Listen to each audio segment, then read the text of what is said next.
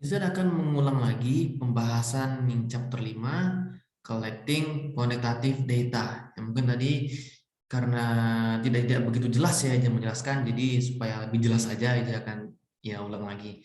Mungkin dia akan agak-agak percepat sedikit lah. Oke, kita mulai dari awal dan nggak panjang juga sih sebenarnya. Oke, 5 step dalam proses pengumpulan data. Yang pertama, determining the participants to study. Yang kedua, obtaining permissions. Dan yang ketiga, considering what types of information to collect. Yang keempat, locating and selecting instrument. Dan yang kelima, administering the data. Nah, itu kata kuncinya. Determining, obtaining, considering, locating, and administering. What participants will you study? Ada dua. Yang pertama, bisa mengidentifikasi unit analisis. Kamu harus memutuskan level apa yang ingin kamu teliti dan juga data yang perlu untuk dikumpulkan. Bisa dari individual, family, school, atau school district.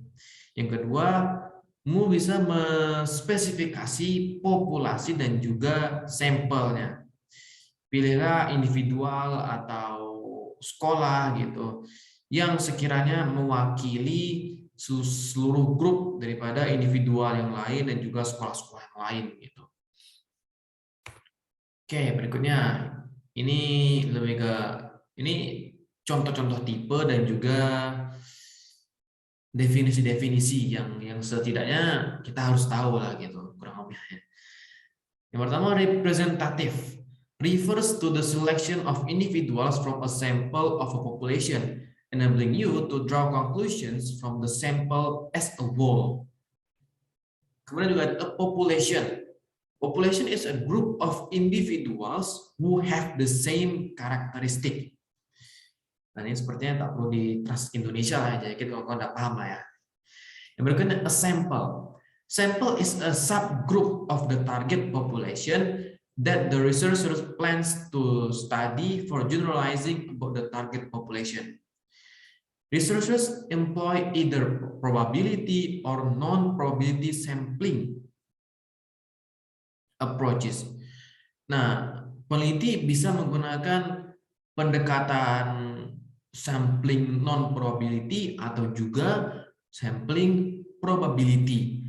Probability adalah, ini seperti dalam kurung ini, memilih individuals from the population who are representative of that population.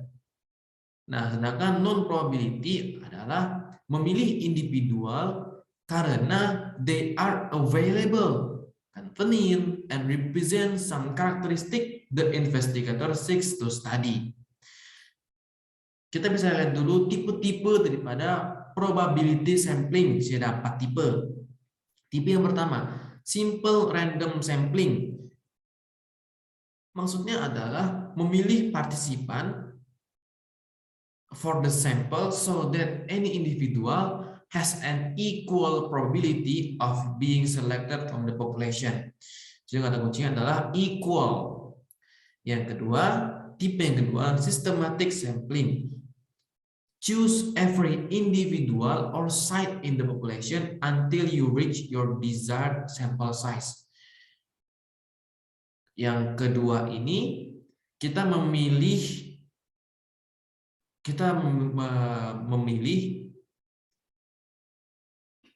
yang ada di populasi sampai sekiranya sampel size itu sudah memenuhi keinginan kita gitu. Yang ketiga, stratified sampling.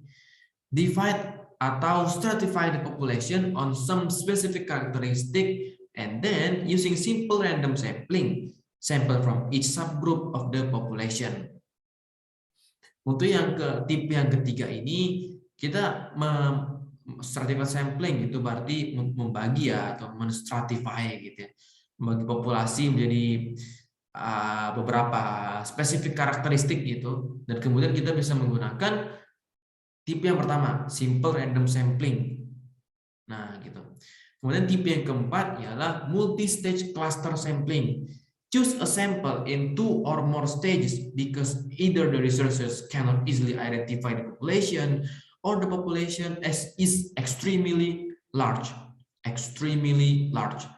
Untuk yang tipe keempat ini, itu digunakan ketika peneliti tidak bisa dengan mudah mengidentifikasi suatu populasi atau suatu populasi itu ukurannya besar. Gitu. Sekarang lanjut ke tipe-tipe non-probability sampling. Sini ada dua, confidence dan snowball. Confidence, memilih partisipan karena mereka bersedia dan ada untuk diteliti. Ya, mereka secara sukarela mau ikut penelitian itu. Kemudian yang kedua, snowball sampling. Jadi di sini ask participants to identify others to become members of the sample. Ya, kurang lebih seperti kita mengajak orang lain untuk partisipan mengajak orang lain untuk berpartisipasi dalam penelitian gitu. Nah, sekarang ke sample size. Ketika memilih partisipan untuk sebuah studi, it is important to determine the size of the sample you will need. A general rule of thumb is to select as large a sample as possible from the population. Semakin besar sampelnya, maka semakin sedikit juga potensial errornya. Is that the sample will be different from the population? Oke, maksudnya ya, semakin besar sampelnya, maka semakin juga semakin kurang juga potensi munculnya error. Gitu. Perbedaan antara sample estimate dan juga true population score disebut sebagai sampling error. Ini tempat ini sampling error. One way to determine the sample size is to select a sufficient number of participants for the statistical procedures you plan to use. This presumes that you have identified the statistic to use in analysis. As a rough estimate and educational research needs, nah sini ada 3 macam ya. Untuk hitungan secara kasarnya ya, rata-rata untuk yang pertama itu rata-rata kita bisa memilih 15 partisipan di setiap grup pada eksperimen atau penelitian. Kemudian untuk yang kedua, kita bisa rata-rata kita membutuhkan 30 partisipan untuk studi tentang hubungan antar variabel. Nah, kemudian untuk yang ketiga kita bisa menggunakan 350 orang untuk sebuah survei studi. Tapi ukuran ini bisa tergantung daripada beberapa faktor gitu.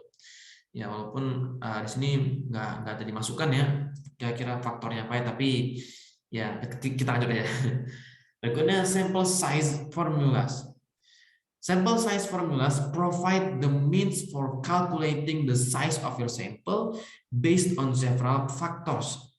Use of a formula takes the guesswork out of determining the number of individuals to study and provides a precise estimate of your sample size. Di sini sample size formulas provide the means for calculating the size of your sample. Nah, itu. Dan dua formula yang kemungkinan ya secara umum itu digunakan adalah secara umum yang digunakan itu sampling error formula digunakan untuk survei dan juga power analysis formula untuk eksperimen. Lanjut. What permission will you need? Nah, namanya juga penelitian pasti kita butuh izin dong. Di sini ada empat nih. Yang pertama, obtain different types of permission. Kalau misalnya di institusi atau organisasi, contoh seperti di sekolah, di distrik sekolah gitu, atau di situs yang lebih spesifik seperti di sekolah, mungkin itu SD atau mungkin itu SMP gitu. Kemudian partisipan atau group of participants juga atau juga parents of participants seperti orang tua atau wali murid daripada anak-anak kelas 10 gitu ya kan. Kemudian juga kalau misalkan di kampus ya pastinya kita minta izin ke University or College Institutional Review Board. Dan kedua itu obtain informed consent. Ini sangat penting untuk sekiranya peneliti itu melindungi apa ya, semacam hak atau apa tuh, apa ya,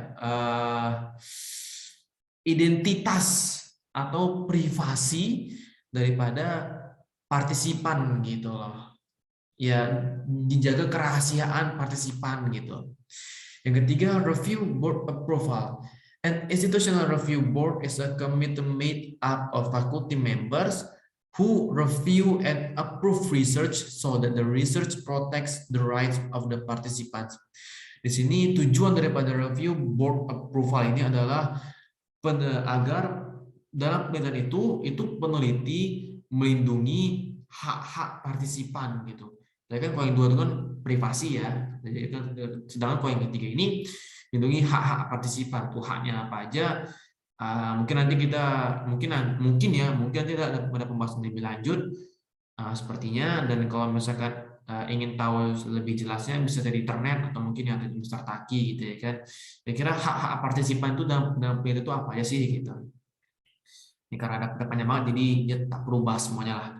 Dan yang keempat, process of obtaining approval from review boards. Di sini ada 4 prosesnya. Yang pertama, start by finding out about the review process used by the institutional review board on your campus.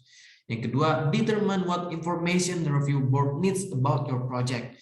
Yang ketiga, develop an informed consent for participants to sign before they participate in the study. Dan yang keempat, submit a description of your proposed study to the institutional review board. Lanjut, what information will you collect? Di sini ada 3 ya. Yang pertama, spesifikasi variabel dari pertanyaan-pertanyaan penelitian dan hipotesis. To determine what data need to be collected, you need to identify clearly the variables in your study. Yang kedua, operationally define each variable. An operational definition is the specification of how you will define and measure the variable in your study. Bagaimana kamu mendefinisikan dan mengukur variabel di penelitianmu. Yang ketiga, choose types of data and measurements. Peneliti mengumpulkan data pada instrumen. Sebuah instrumen adalah alat yang digunakan untuk mengukur, mengobserve, dan juga documenting quantitative data. Identified before the resources collect data, the instrument may be a test. Instrumennya bisa berupa sebuah tes, pertanyaan gitu, atau questionnaire gitu, atau tally sheet, log, observational checklist, kemudian juga inventory atau assessment instrument, dan macam-macam lain lah. Researchers use instruments to measure achievements. Nih, untuk mengukur achievements, assess individual ability, observe behavior, develop a psychological profile of an individual, or interview a person. Nah, ini saya kira apa tuh, kenapa saya kira apa ya, dalam menggunakan instrumen itu gunanya untuk apa gitu. You collect performance measures to assess an individual's ability to perform on an achievement test, intelligence test, aptitude test, interest inventory, or personality assessment inventory. Lanjut yang berikutnya. Nah, ini di sebelah kiri ini tipe-tipe daripada quantitative data dan juga pengukurannya. Di sini tipe-tipe data itu ada 4 ya. Measures of individual performance, of individual attitude, of individual behavior, sama factual information. Ini juga ada tipe-tipe tesnya, dan ini ada banyak banget ya. Juga ada definisi pada setiap tipenya, definisinya, dan ini contoh ya. Ini contoh. Nah, how to decide what types to choose? Nah, untuk sekiranya gimana sih cara kita memutuskan ya apa tipe-tipe yang bisa kita gunakan? Kita bisa dulu buat pertanyaan. Dan pertanyaan-pertanyaan ini bisa seperti ini ada 3 ya. Pertanyaan pertama, what am I trying to learn about participants from my research questions and hypothesis? Apa yang aku coba ketahui itu, aku coba pelajari gitu. Yang kedua, what information can you realistically collect? Apa informasi yang secara realistis ya bisa kumpulkan gitu. Dan yang ketiga, how do the advantage of the data collection compare with its disadvantage? Bagaimana apa ya, efek baik daripada pengumpulan data itu bisa disandingkan dengan efek buruknya gitu. Nah, berikutnya, what instrument will you use to collect data? Di sini ada dua ya. Yang pertama, locate or develop an instrument. Ada tiga pilihan dalam untuk mendapatkan instrumen agar kita bisa gunain. Di sini kita bisa develop one yourself, kita bisa mengembangkannya sendiri, atau juga kita bisa mencari mungkin mencari satu instrumen, habis itu baru kita modifikasi, atau juga kita bisa mencari satu, habis itu baru kita gunain ya seluruhnya. Kita nggak perlu modifikasi, kita bisa gunain semuanya secara utuh gitu. Kemudian sini yang kedua ini search for an instrument. Ada beberapa strategi yang bisa digunakan untuk research kita gitu. Yang pertama, look in published journal articles. Yang kedua, run an ERIC search. Itu kalau kawan-kawan masih ingat dengan ERIC, termasuk jurnal Finder lah ya, macam Zlib juga, LibGen juga, dan macam apa pokoknya. Dan yang ketiga di sini, examine guides to test and instrument that are available commercially. Oke, lanjut. Nah, ini nih step-step dalam mendeveloping atau mengconstructing sebuah instrumen. Ini ada empat fase ya, mulai dari planning, construction, quantitative evaluation, dan validation. Nah, itu dia. Oke, yang berikutnya, kriteria dalam menentukan sebuah instrumen yang baik. Kita bisa mulai dengan membuat pertanyaan. Contoh pertanyaan ini seperti ini nih. Ini ada 6 pertanyaan. Yang pertama, apakah autor sudah mengembangkan sebuah instrumen secara secara berkala gitu? Dan bisakah kamu mendapatkan sebuah instrumen yang terbaru gitu? Kalau misalnya ada peneliti atau penulis yang manakala dia itu selalu mengembangkan sebuah instrumen yang baru gitu, dan yang itu nggak untuk kemungkinan bahwa kita juga bisa mendapatkan instrumen darinya yang versi terbaru gitu, most recent version. Nah, yang kedua, is the instrument widely cited by other authors? Apakah instrumen itu digunakan secara luas oleh orang lain? Dan pertanyaan yang ketiga, apakah ada reviewnya? Misalkan ada orang yang sudah menggunakan instrumen, kira-kira ada nggak sih feedback dari dia untuk instrumen itu atau reviewnya gitu? Kira-kira enak nggak, atau kira-kira pantas apa enggak, atau apalah gitu kira-kira reviewnya gitu lah. Dan kemudian pertanyaan yang keempat, is there information about the reliability and validity of scores from past use of the instrument? Apakah ada informasi tentang reliability dan juga validity from past use of the instrument, ya, yang digunakan di instrumen disebut sebelumnya? Kemudian pertanyaan yang kelima adalah, apakah prosedur dalam merecord data itu sesuai dengan pertanyaan-pertanyaan pada penelitian atau hipotesis di penelitianmu gitu. Kemudian yang keenam, apakah instrumen itu mengandung skala yang diterima pada measurement atau pada pengukuran gitu ya. Oke, lanjut. Reliability. Reliability means that scores from an instrument are stable and consistent. A goal of good research is to have measures or observations that are reliable. Beberapa faktor yang menentukan bahwa data itu tidak reliable, yaitu ketika questions on instruments are ambiguous and unclear. Pertanyaan-pertanyaan pada instrumen itu ambigu dan tidak jelas. Kemudian ketika procedures of test administration vary and are not standardized, macam-macam dan nggak terstandarisasi. Yang ketiga, participants are fatigued nervous, misinterpret questions, or guess on test. Ya, bisa jadi karena partisipannya itu lagi lelah, nervous, dan macam-macam lah gitu. Itu menyebabkan data itu tidak reliable. Dan ini ada tipe-tipe daripada reliability. Ini ada tes retest, alternate forms, ada alternate forms and test retest, ada iterator, ada internal consistency, ada 5 sini ya. Ini juga ada sekiranya bisa digunakan berapa instrumennya bisa digunakan berapa kali gitu. Di sini bisa digunakan 2 kali, bisa sekali pada setiap instrumen, bisa 2 kali pada waktu yang beda, bisa juga hanya digunakan cukup sekali aja gitu. Terus ini juga ada versi yang bedanya gitu. Apakah dia dua versi yang berbeda atau satu versi aja gitu. Dan ini juga ada number of individuals. Nah, ini dia. Bisa juga mungkin setiap partisipan atau mungkin bisa lebih dari satu partisipan gitu.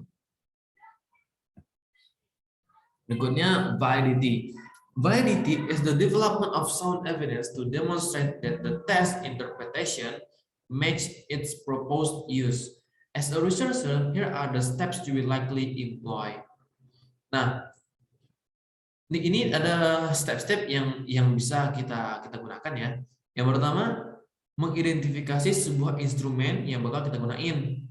Yang kedua, lihat book evidence of validity dengan examining prior studies. Kemudian yang ketiga, lihat lebih jelas daripada purpose-nya, tujuan dari instrumen yang digunain.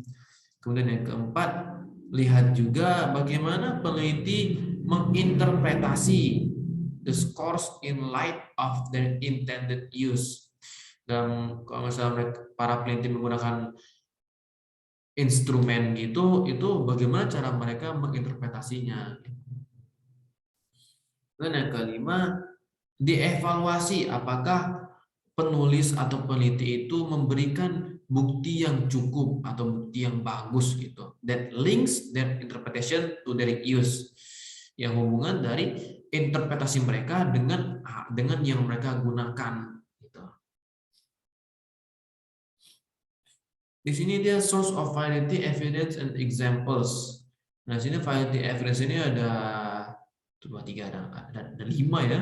Based on test content, response process, internal structure, relations to other variables, dan consequences of testing. Di sini tipe-tipenya juga ada, kemudian juga tipe daripada evidence source juga ada. Ini contoh-contoh evidence-nya. Nah, dan ini adalah pertanyaan yang bisa digunakan ketika kita selecting atau evaluating sebuah instrumen. Kalau diperhatikan kurang lebih bersama ya.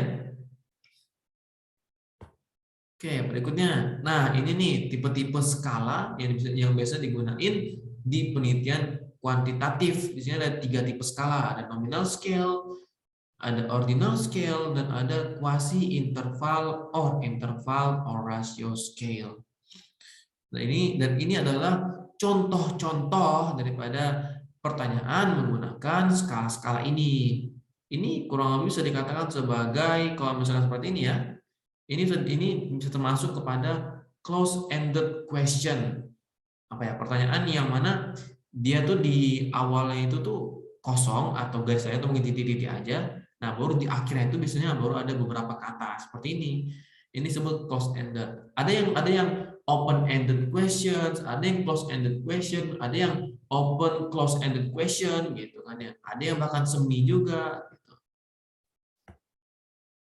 Nah, selesai. Nah, ini adalah informasi yang sekiranya berguna atau bisa dibilang semacam tips-tipsnya, tips yang ada di chapter 5 untuk para peneliti ya. Di sini kawan-kawan bisa baca, kalau mau dibaca tinggal di pausanya. Dan ya, ini yang berikutnya masih sama juga untuk producers of research, peneliti atau author gitu.